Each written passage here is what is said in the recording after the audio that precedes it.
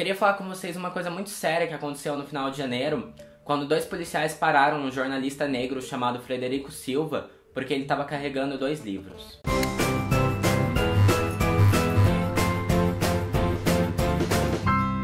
Esse foi um caso ridículo de discriminação, a exemplo do que acontece todos os dias na periferia de São Paulo, às vezes de maneira até muito pior, porque geralmente acontece agressão física durante essas abordagens. E a gente entrou em contato com o Frederico para ele contar exatamente o que aconteceu com ele. Meu nome é Fred, tenho 28 anos, recém-formado em jornalismo. Estou aqui participando do vídeo para contar um certo caso que aconteceu comigo há um tempo atrás, onde numa noite anterior, para vocês entenderem melhor, numa noite anterior estava num bar na Vila Mariana com os amigos meus também da faculdade, que a gente fez um amigo literário. Que é a mesma coisa que um amigo secreto, só que o único presente dado nesse livro são livros, né?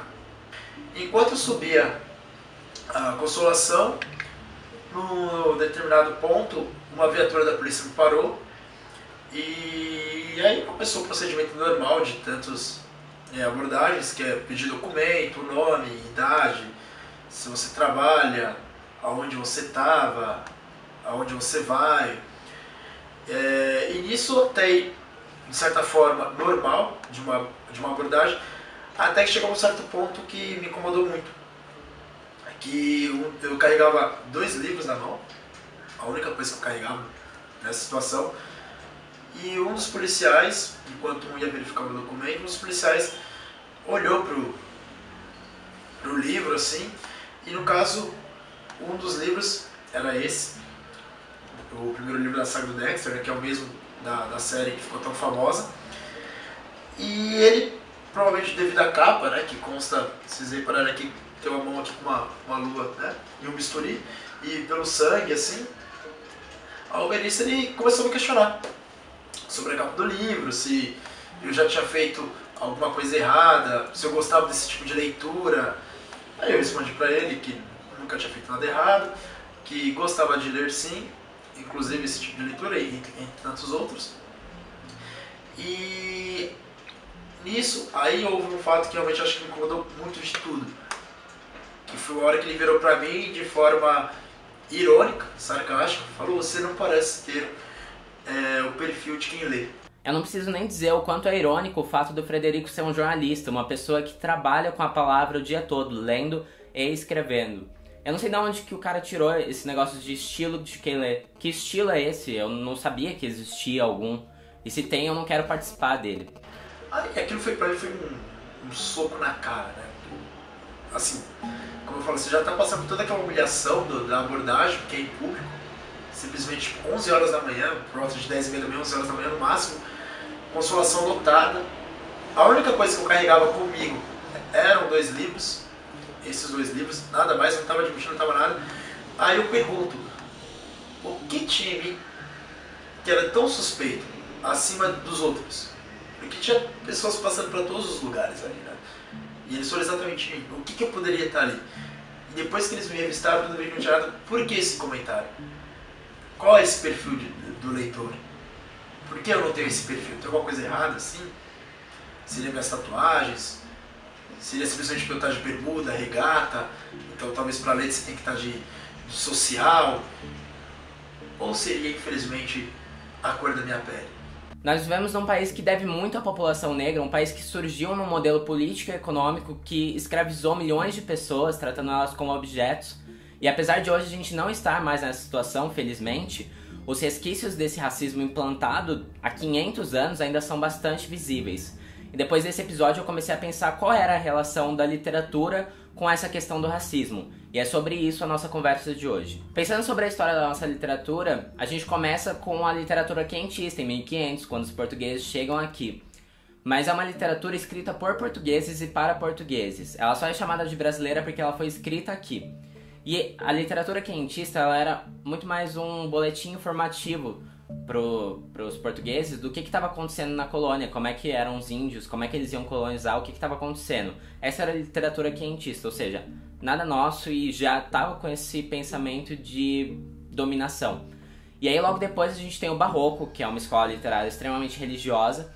Um dos grandes símbolos dela é o Padre Antônio Vieira. E aí eu fiquei muito chocado quando eu vi o que ele escrevia para as pessoas, os sermões dele. Porque quando ele escrevia para os fazendeiros, para os donos de terra, ele dizia que eles não tivessem medo e nem receio, nada, de castigar os escravos deles. Que era assim que tinha que ser mesmo. Deus queria que eles fossem castigados. E quando ele falava com os escravos, com os africanos, com os índios, ele dizia que eles deveriam continuar na mesma situação que eles estavam quando o Senhor, Deus, os chamou. Então, se ele era um escravo, eles deveriam continuar como escravos. E eles deveriam tirar proveito dessa situação de escravo. Agora, eu me pergunto, que proveito uma pessoa pode tirar de uma situação de trabalho forçado, de tortura, de estupro, de fome e de objetificação?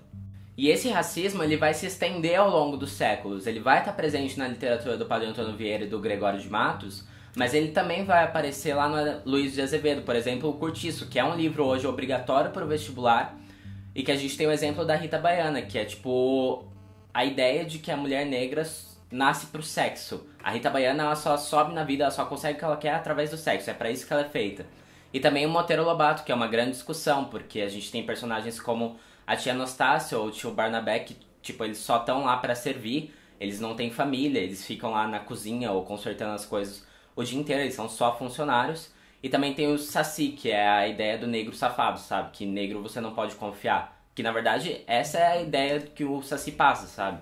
É uma pessoa peralta, que você não pode confiar, ou malandro. E eu quero deixar bem claro que eu não tô dizendo que esses autores não devem mais ser lidos. Muito pelo contrário, eu acho que eles todos têm uma capacidade narrativa muito grande. Eles sabiam trabalhar a palavra, eles conseguiam produzir o efeito que eles queriam. Só que o problema é que a literatura ela tem esse negócio de ser uma via de mão dupla. Porque ao mesmo tempo que o escritor escreve pensando na sociedade onde ele vive, ele torna... O livro dele acaba sendo um reflexo disso. Para gerações futuras, isso acaba sendo um código de conduta, sabe? Tipo, um grande escritor escreveu isso, então provavelmente é verdade, sabe? Você imagina que ele pensou para fazer aquilo e não que foi resultado da criação de 500 anos atrás, entendeu? Eu acho que os livros clássicos, os livros que abordam o negro dessa maneira, eles precisam ser lidos de maneira mais crítica. A base de tudo é a educação, né? Que tá faltando muito no país, como faltou para esse policial. E infelizmente, ao meu ponto de vista, não é um pensamento só dele. Se ele falou é porque alguém deixou ele ter esse pensamento ali no meio. Então, por mais que muitas pessoas falam, não existe racismo, não existe preconceito no Brasil, é mentira. Gente, eu acredito que a nossa sociedade está caminhando para a erradicação de todos esses preconceitos idiotas, como a homofobia, o racismo, a misoginia. E eu acho esse policial, eu fiquei com tanta raiva, porque tem que ser uma pessoa muito retrógrada, sabe? Desde a Constituição de 88... Todas as pessoas do país têm o direito de estudar e de ser livre, de trabalhar, enfim. Então, eu queria encerrar esse vídeo com um recado do Frederico que ele manda para todas as pessoas que estiverem assistindo. Então depois de terem me revistado, as únicas 2 armas que eles acharam comigo foram esses 2 livros. E eu espero, então, que realmente, daqui pra frente, toda vez que os policiais pararem as pessoas, que seja isso que elas acham, né? Livro. Porque eu acho que o conteúdo que os livros fazem, a educação que ele dá, assusta muita gente, né? E como dizem, né? Às vezes a maior arma que uma pessoa pode ter é a argumentação, é a palavra. E isso o livro ajuda muito. Então, é isso. Bom, é isso, pessoal. Espero das próximas vezes estar trazendo notícias mais felizes pra vocês. Se inscreva no canal se você ainda não é inscrito. E para mais conteúdo sobre livros e literatura, continuem ligados no Cabine Literária. Tchau!